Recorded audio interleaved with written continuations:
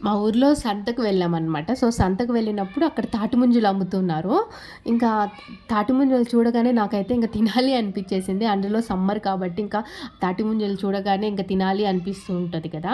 So, కంపల్సరీగా ఇంక తీసుకోవాలి అనేసి నా దగ్గర 50 రూపీస్ ఉండింది. ఇంకా అక్కడికి వెళ్లి అడిగితే 100 రూపీస్‌కి డజను, 50 రూపీస్‌కి హాఫ్ డజన్ అని చెప్పారు. సో, ఇంక 50 రూపీస్‌కి ఆగకుండా తీసేసుకున్నాను. సో, ఇంక తీసేసుకొని ఇంటికి తీసుకొని వెళ్ళిపోయాననమాట. మా అబ్బాయి బాగా తింటాడు అనుకున్నాను. సో, వాడికి కొంచెం అది స్వీట్‌గా ఉండదు కాబట్టి, కొంచెం చప్పగా ఉంటది కాబట్టి, వాడు కొంత లైక్ చేయలేదు. ఓన్లీ ఒక్కటే ఒకటి తిన్నాడు. మిగిలినవన్నీ మేమే తినేసామనమాట. అందులో మెయిన్‌గా తాటి ముంజల్లో అయితే నాకైతే ముదురు ముంజలుంటాయి గదా! అవి ఇంకా ఇష్టమనమాట.